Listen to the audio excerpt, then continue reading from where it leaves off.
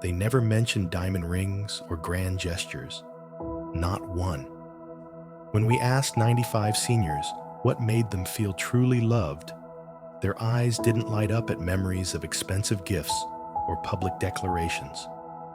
Instead, they grew soft, distant almost, as if looking through time at something small that had grown larger over decades, something tender, something quiet.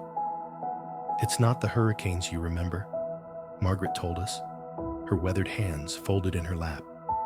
"It's the gentle rain that nourished you." At 87, she spoke with a certainty that made us lean closer. "Love isn't what they tell you it is," she added, her voice dropping to almost a whisper. "It's so much smaller and so much bigger."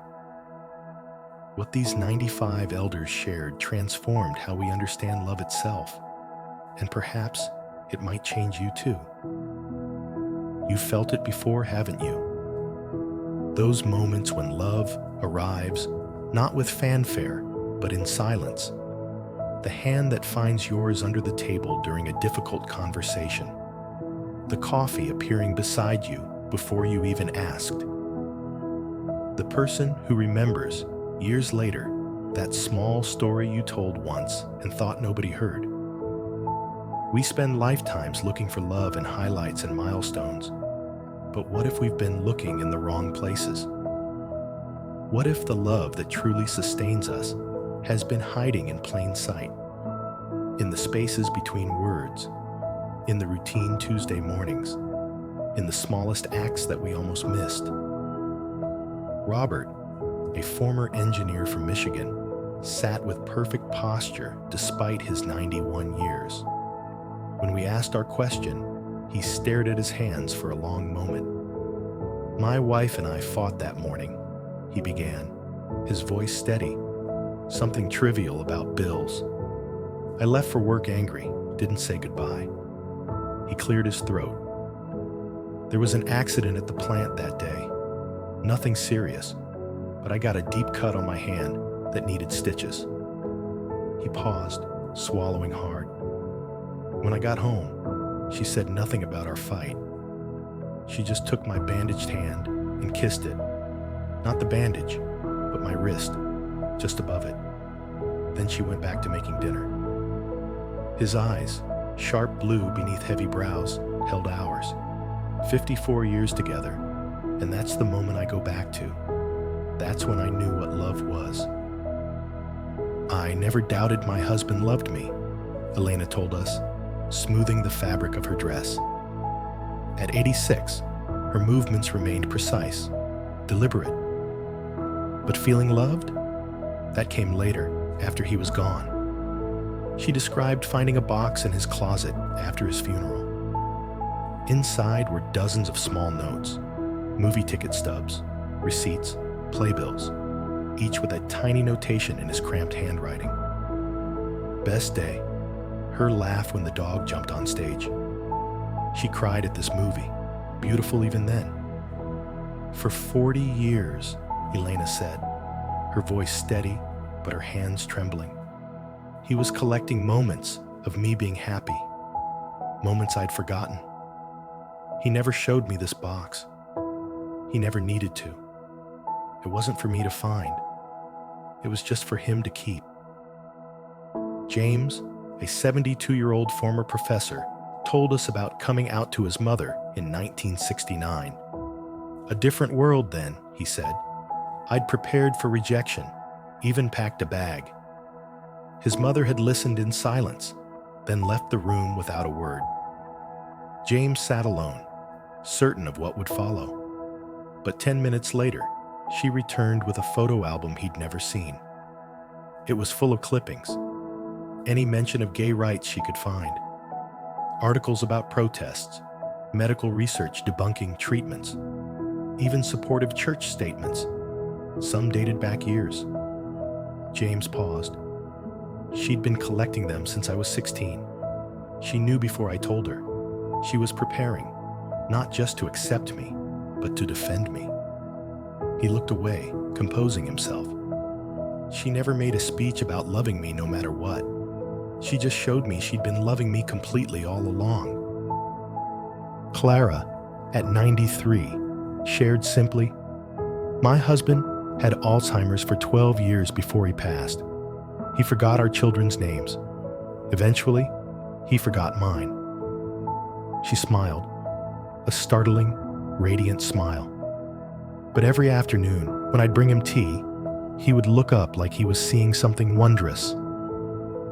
"Oh," he would say, "it's you." He didn't know who I was, but he knew I was someone who belonged to him. And that was enough. What threads connect these stories, these moments preserved across decades? They speak to a truth about love that often eludes us when we're young. True love resides not in the spectacular, but in the essential. The seniors we spoke with rarely mentioned Valentine's Day surprises or anniversary celebrations. Instead, they recalled the ordinary Tuesday when someone saw them, truly saw them, in their pain, their joy, or their need.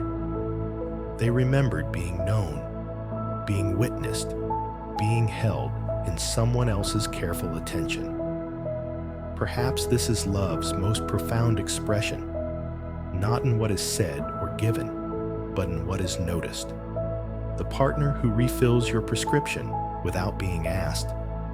The friend who places the morning paper exactly where you like it.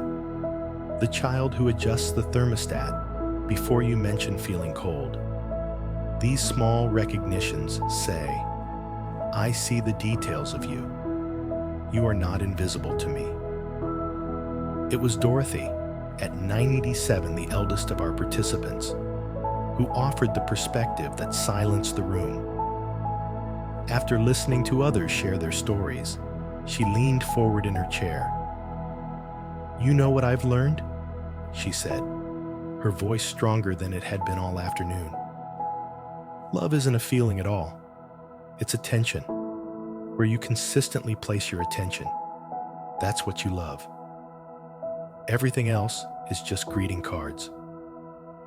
In that moment, love transformed from something we feel to something we do.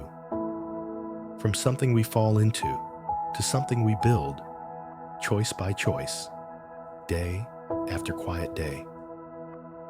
What if every "I love you" is really saying, "I notice you"?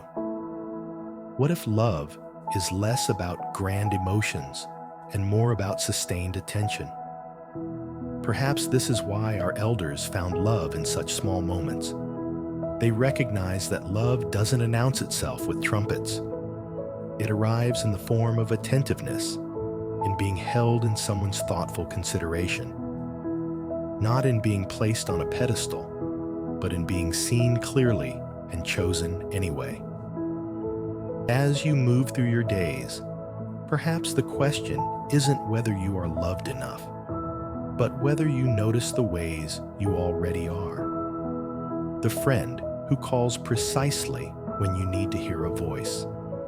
The neighbor who shovels your walk without mention. The grandchild who still sends letters instead of texts because they know you prefer paper in your hands.